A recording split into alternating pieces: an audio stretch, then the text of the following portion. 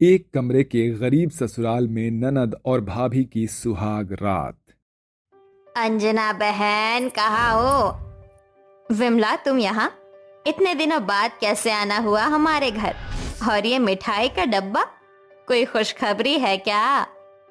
खुशखबरी ही है, मेरे बेटे वरुण का रिश्ता तय हो गया है। 2 महीने बाद मेरे बेटे वरुण की शादी है। आप सभी को सह परिवार शादी में आना है। ये तो बड़ी खुशी की बात है। मुबारक हो, अब तो तुम सास बनने वाली हो। वो तो है ही, लेकिन तुम कब खुशखबरी सुनाओगी अपनी सास बनने की? तुम्हारे दोनों बच्चे अब बड़े हो गए हैं। मेरी मानो तो जल्द से जल्द उन दोनों की शादी कर दो, वरना अगर एक बार उम्र निकल गई तो ना ही तुम्हारी बेटी के लिए अच्छे रिश्ते मिलेंगे और ना ही बेटे के लिए। विमला की बात अंजना को सही लगती है, जिसके बाद अंजना अपने बेटे अंकित और बेटी प्रीति के लिए रिश्ता देखना शुरू कर देती है। कुछ ही महीनों में अंकित और प्रीति के लिए अंजना को एक बहुत अच्छा रिश्ता मिल जाता है, जिसके बाद अंकित और प्रीति की शादी तय हो जाती है। दोनों भाई बहन की शादी एक ही दिन होती है। दोपहर में प्रीति की शादी होती है और रात में अंकित की। अंजना बड़ी ही धूमधाम से अपनी बेटी प्रीति की शादी करती है। माँ, पिताजी, मुझे आपसे कुछ बात करनी थी। आप लोग तो जानते हैं ना कि मैं यहाँ का रहने वाला नहीं हूँ। काम के सिलसिले में मुझे यहाँ आना पड़ता है। शादी से पहले तो मैं अपने ऑफिस में ही सो जाया करता था, लेकिन अब मेरी शादी हो चुकी है, नया नया काम है, सैलरी भी इतनी ज़्यादा नहीं है कि मैं अपने और अपनी प्रीति के लिए कोई घर किराए पर ले सकूं। तो इसलिए मैंने सोचा है कि जब तक मेरी सैलरी नहीं बढ़ जाती है तब तक मैं और प्रीति आप लोगों के साथ ही रहेंगे। अपने दामाद रमेश की ये बात सुनकर अंजना और मोहन दोनों ही हैरान रह जाते हैं, लेकिन वहीं प्रीति इस बात से मन ही मन बहुत खुश होती है। ये तो बहुत अच्छी बात है। अब शादी के बाद मुझे अपने मायके वालों से दूर नहीं रहना पड़ेगा, और ऊपर से शादी के बाद तो मुझे अपने ससुराल जाकर सारे काम खुद करने पड़ते। लेकिन अब तो मैं आराम से अपने मायके में आराम करूंगी और घर के सारे काम भाभी ही करेंगी। कोई बात नहीं बेटा, ये तुम्हारा ही घर है, तुम जब तक चाहो यहाँ आराम से रह सकते हो। दोपहर से शाम हो जाती है और सारा परिवार अपने बेटे अंकित के साथ बारात लेकर दुल्हन के घर पहुंच जाता है। अंकित की रितिका नाम की लड़की से शादी होती है। शादी के बाद रितिका अपने ससुराल आती है और अपने ससुराल को देखकर वो बहुत हैरान रह जाती है, क्योंकि रितिका का ससुराल सिर्फ एक ही कमरे का होता है और उनका एक कमरे के अलावा सिर्फ एक आंगन होता है। इतने छोटे से घर को देखकर रितिका सोच में पड़ जाती है, और उसके लिए सबसे हैरानी की बात तो तब होती है जब उसके साथ अंजना उसकी ननद प्रीति का भी गृह प्रवेश करती है। माँ जी, आपने मेरे साथ साथ प्रीति का क्यों गृह प्रवेश किया? ये तो इसका मायका है ना, और प्रीति अभी तक अपने ससुराल क्यों नहीं गई? रितिका बहू, रमेश का घर यहाँ से बहुत दूर है, इसलिए वो काम के सिलसिले में यहीं पर रहता है। रमेश की नौकरी कुछ समय पहले ही लगी है, इसीलिए जब उनकी तनख्वाह बढ़ जाएगी तो थोड़े दिनों में प्रीति और रमेश अपने लिए दूसरा घर ले लेंगे, लेकिन तब तक प्रीति और रमेश यहीं पर रहेंगे। थोड़ी देर में सारे मेहमान चले जाते हैं, जिसके बाद अंजना और मोहन मिलकर अपने एक कमरे के घर में 2 बिस्तर लगाते हैं, एक अपनी बेटी के लिए तो दूसरा अपने बेटे के लिए, और खुद जाकर दोनों आंगन में सो जाते हैं। जब रितिका ये सब देखती है तो वो इस बारे में अपने पति अंकित से बात करती है। ये सब क्या है अंकित?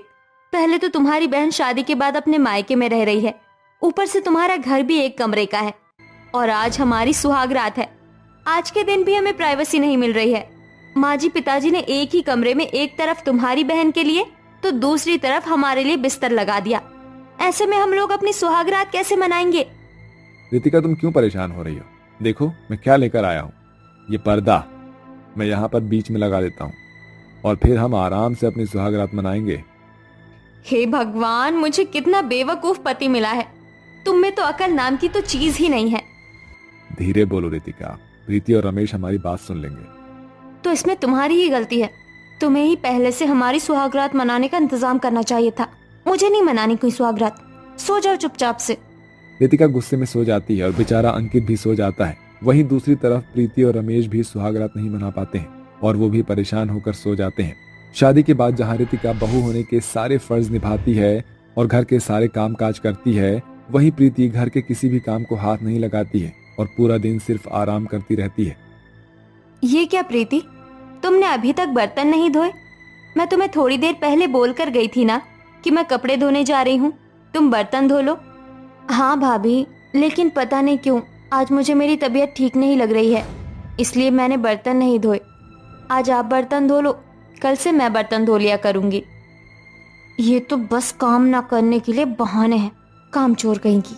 कुछ कहा क्या आपने भाभी? मैंने सुना नहीं। नहीं नहीं, मैंने कुछ नहीं कहा। तुम आराम करो, मैं ही बर्तन धो लूंगी। इतना कहकर रितिका वहां से मुंह बनाकर चली जाती है और जाकर बर्तन धोने लगती है। ऐसे ही दिन गुजरने लगते हैं, लेकिन प्रीति घर के किसी भी काम को हाथ नहीं लगाती है। प्रीति, मैंने सब्जी बना दी है और आटा भी गूंद दिया है। तुम जल्दी से रोटी डाल दो, इन लोगों के आने का समय हो गया है। भाभी आप हर थोड़ी देर में मुझे कुछ न कुछ काम बताती रहती है। इस घर की बहू आप हो, मैं नहीं। अगर मैं घर की बहू हूँ तो तुम इस घर की बेटी हो, और एक बेटी का भी फर्ज बनता है अपने घर के काम काज करने का। और रही बात थोड़ी थोड़ी देर में काम बोलने की, तो अगर मैं तुम्हें 10 काम बोलती हूँ तो तुम 10 में से एक भी काम नहीं करती हो। आलसियों की तरह इधर से उधर कोने में पड़ी रहती हो। जब से मेरी शादी हुई है तब से तुमने घर के किसी भी काम को हाथ नहीं लगाया है। भाभी आप मुझे आलसी कैसे कह सकती हो? आप ये मत भूलो कि मैं आपकी नंद हूँ। प्रीति और रितिका की बहस शुरू हो जाती है और ये बहस काफी देर तक चलती रहती है। अब आए दिन हर छोटी छोटी बात पर प्रीति और रितिका की लड़ाई होती रहती है, जिससे घर वाले उन दोनों से ही बहुत ज्यादा परेशान होते हैं। रितिका प्रीति की हरकतों से इतनी ज्यादा परेशान हो चुकी थी कि अब वो घर में किसी से भी ठीक तरह से बात नहीं करती थी और हमेशा मुंह बनाकर रहती थी। क्या हुआ रितिका बहू? तुम्हारी शादी को अभी 6 महीने भी नहीं हुए हैं और तुम घर में किसी से ठीक तरीके से बात भी नहीं कर रही हो। कोई परेशानी है क्या? माँ जी, आप तो ऐसे कह रही हैं जैसे कि आपको तो कुछ पता ही नहीं है। मेरी और अंकित की शादी को 5 महीने हो चुके हैं और इन 5 महीनों में मुझे और मेरे पति को साथ में समय बिताने का एक भी मौका नहीं मिला। एक कमरे के ससुराल में रहकर मैं परेशान हो चुकी हूँ। ऊपर से मेरी ननंद प्रीति घर के किसी भी काम को हाथ नहीं लगाती है। जब से शादी हुई है तब से ही घर के सारे कामकाज मैं ही करती हूँ। कौन बेटी शादी के बाद अपने मायके में रहती है? शादी के इतने समय होने के बाद भी अभी तक मैं अपनी सुहागरात तक नहीं मना पाई हूँ, सिर्फ आप लोगों की वजह से। रितिका की बात सुनकर अंजना और मोहन शर्म के मारे अपना सिर झुका लेते हैं, जिसके बाद वो लोग जाकर रमेश और प्रीति से इस बारे में बात करते हैं। रमेश, प्रीति, अब मेरे ख्याल से तुम दोनों को अपने लिए एक अलग घर ले लेना चाहिए। रोज ननद और भाभी की लड़ाई से हम लोग थक चुके हैं। ना ही तुम लोग ठीक तरह से रह पा रहे हो और ना ही वो लोग और ना ही हम लोग। पिताजी आप ठीक कह रहे हैं, इसलिए मैंने पहले ही घर देखना शुरू कर दिया था और मुझे घर मिल भी गया है। हम दोनों 2 दिन में यहाँ से चले जाएंगे। जिसके बाद रमेश और प्रीति अपने नए घर में शिफ्ट हो जाते हैं और वहाँ खुशी खुशी रहने लगते हैं। वहीं अब दूसरी तरफ रितिका और अंकित को भी अपना प्राइवेट टाइम मिलता है, जिसके बाद अब दोनों ननद और भाभी अपनी अपनी सुहागरात मनाते हैं। संपूर्णा अपनी दोनों बहुओं, 2 बेटों और 3 बेटियों के साथ रहती थी। उनके दिन गरीबी में कट रहे थे। संपूर्णा के दोनों बेटे खेती बाड़ी का काम करके अपने घर का खर्च चलाते थे। हाय, जरा देखो तो टमाटरों की सूरत, कितने मोटे मोटे और लाल टमाटर लगे हैं मेरे खेत में। अल्लाह बेटा, इन्हें जल्दी से मुझे तोड़ कर दे दे, इससे पहले इनमें कीड़े लग जाएं। देता हूँ। संपूर्णा अपने बेटों के खेत से टमाटर लेकर आ गई। संपूर्णा और उसकी बड़ी बहू मानसी बाजार में अपने ही खेत की उगाई हुई सब्जियां बेचती थी और छोटी बहू तारा घर में ही सिलाई का काम करके घर के खर्चों में सहारा लगाती थी। लेकिन उन दोनों ही बहुओं का रंग काला था। उनके रंग से संपूर्णा या उनके पतियों को तो कोई परेशानी नहीं थी, लेकिन उनकी तीनों ननद अपनी काली भाभियों से बहुत चिढ़ती थी। मानसी बहू आजा। हरी हूं माँ। मानसी अपनी सास के साथ जाने को उठ खड़ी हुई। वहीं पर तारा भी सिलाई ही कर रही थी। उसे देखकर मोना बोली, माँ आप तारा भाभी को भी ले जाओ ना। क्यों? हाँ माँ, इन्हें ले जाओ, कुछ देर के लिए हमें इनकी काली शक्ल से छुटकारा मिल जाएगा। तुमने फिर से बेकार की बातें शुरू कर दी। माँ क्या ये बेकार की बातें? अरे अगर आपके पीछे कोई हमारे घर आ गया और उसने हम तीनों के साथ हमारी इतनी काली भाभी को देख लिया तो हमारी कितनी बेइज्जती हो जाएगी। ऐसी बातें बोलकर तुम खुद ही अपनी बेइज्जती करवा रही हो। तुम्हारी भाभियां तुम्हारे लिए क्या कुछ नहीं करती हैं। तुम्हारी पढ़ाई लिखाई को जारी रखने के लिए ये रात दिन मेहनत करती हैं, लेकिन तुम तीनों फिर भी इनकी इज्जत नहीं करती। माँ हम नहीं करते हैं। अरे अगर इनकी ही जगह आप किसी अमीर घराने की सुंदर भाभी हमारे लिए ले आती तो क्या हो जाता? बेटा कहना बहुत आसान है। क्या अमीर घराने की लड़कियां हमारे साथ इतनी गरीबी में समय बिता लेती? नहीं, वो और उल्टा हमारा जीना मुश्किल कर देती। माँ, अभी ये सब बातें करने का समय नहीं है। देखो, धूप की वजह से हमारे रसीले टमाटर सिकुड़ रहे हैं।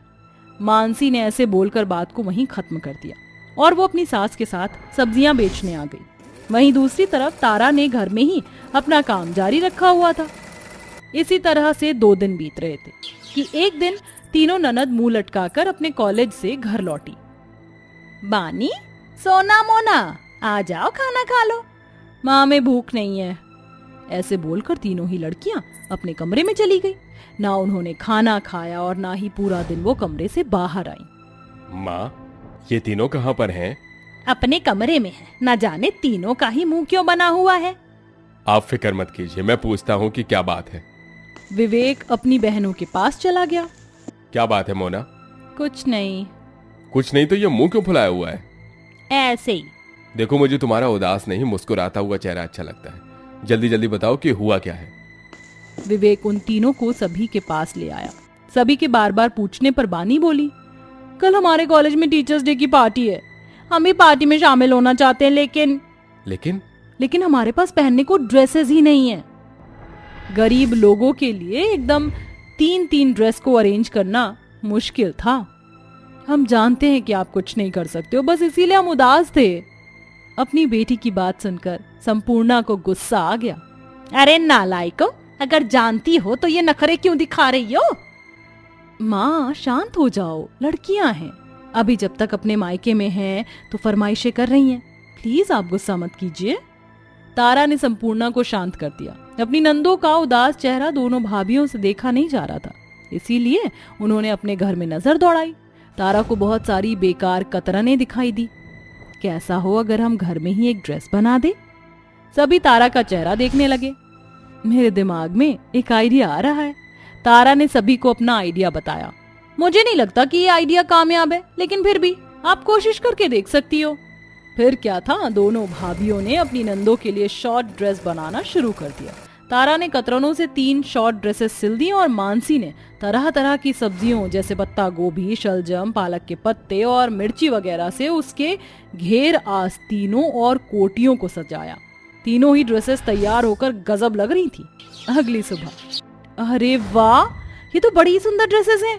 ऐसे मानना पड़ेगा तुम दोनों का रंग ही काला है, वरना अकल तो तुम में काफी है। जाते वक्त भी सोना ऐसा ताना मारकर चली गई। कॉलेज में उनकी ड्रेसेस की सभी ने बहुत ज्यादा तारीफ की। सभी बस उनकी अनोखी सी सब्जियों की ड्रेस को ही देख रहे थे। अरे वाह, तुम तीनों बहनें तो आज गजब लग रही हो। शुक्रिया। उनकी पार्टी में बहुत तारीफ हुई। घर आकर वो ये सारी बातें खुशी खुशी अपनी माँ को बताने लगी। देख लो, ये तुम्हारी भाभियों का ही कमाल है। ऐसा कुछ भी नहीं है। तीनों में से किसी ने भी अपनी भाभियों को शुक्रिया नहीं बोला, लेकिन उनकी भाभियों ने इस बात का जरा भी बुरा नहीं माना। ऐसे ही दिन बीत रहे थे और एक दिन अचानक कॉलेज में एक प्रतियोगिता का आयोजन होने की बात हुई। तीनों बहनें भी उसमें हिस्सा लेना चाहती थी। माँ, प्लीज हमें थोड़े से पैसे उधार दे दीजिए। किस लिए? माँ, हमारे कॉलेज में एक प्रतियोगिता है और जो भी उस प्रतियोगिता में सबसे अच्छा गाउन पहनेगा उसे 5 लाख रुपए इनाम में मिलेंगे। प्लीज आप हमें थोड़े से पैसे दे दो ना। अगर हम जीत गए तो 5 लाख रुपए मिल जाएंगे, और हार गए तो देखो, मैं तुम्हें ऐसे फिजूल खर्ची के लिए पैसे बिल्कुल नहीं दूंगी।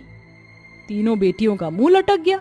अपनी नंदों को उदास देख मानसी बोली, प्रतियोगिता कब है?